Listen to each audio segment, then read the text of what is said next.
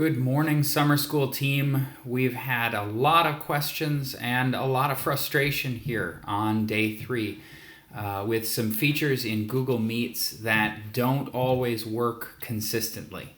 Sometimes you'll end up in a class and people can see you but not hear you, or you can see a student but not hear them, or vice versa. Sometimes the presentation doesn't work. Sometimes the presentation from the iPad, which is a screencast, quits right in the middle. There's a lot of unpredictability in our new digital teaching environment. So my goal today is to offer some solutions that you may find helpful. We're going to take time today to look at some suggestions from support.google.com. A shout out to Andrew Hatchett, who about a year ago posted this set of suggestions. And again, my goal here is to show you in Google Meetings what these solutions look like and where you need to click and check to go through the troubleshooting process. This video will be fairly detailed, and so I hope that's helpful to you as you are becoming a digital teaching and troubleshooting expert. Here we go. First, I want to let you know that I'm actually making a screen recording using QuickTime Player. That way you can see the entire screen and everything that I am doing. I am using a microphone. This is a Bluetooth, or excuse me, not a Bluetooth. This is a USB Snowball microphone.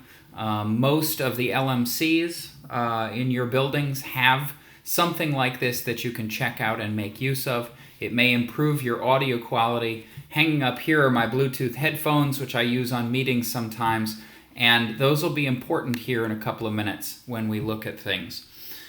So whether your video isn't working, or your microphone isn't working, or your presentation isn't working, here are the things that you want to check and take a look at to see if you can get your class to function the way that you want it to. So first thing in a meeting, either for yourself or for a student, just double check that down here at the bottom, you're not muted and your camera is on. Sometimes it's very easy to just click the wrong button. Okay, so check that for yourself, check that for maybe your iPad that's presenting, check that for your students.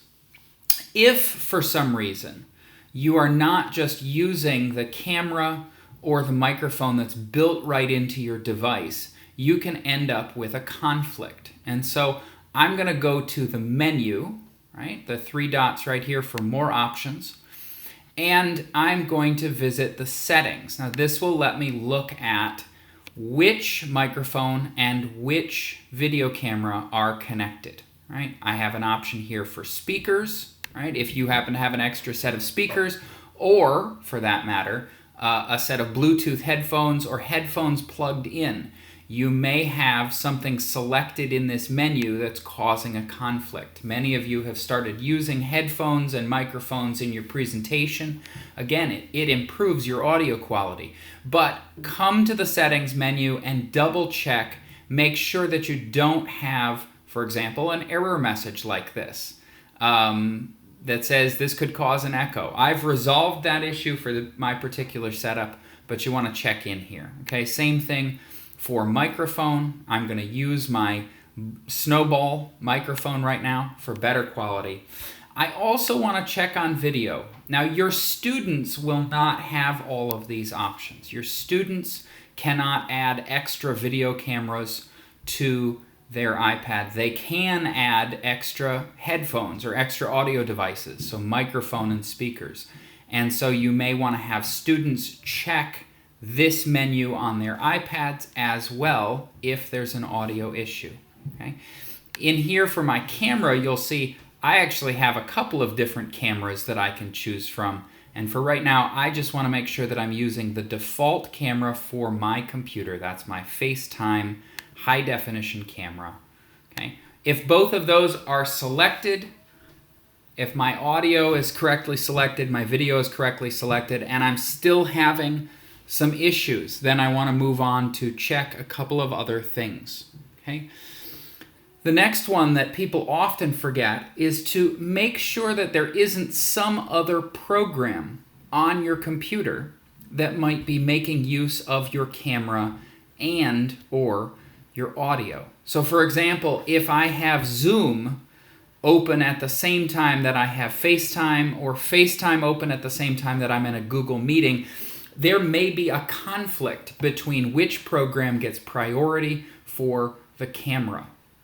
The simplest solution for this is to focus on your Google Meeting. Go through and quit out of other programs that could cause a conflict.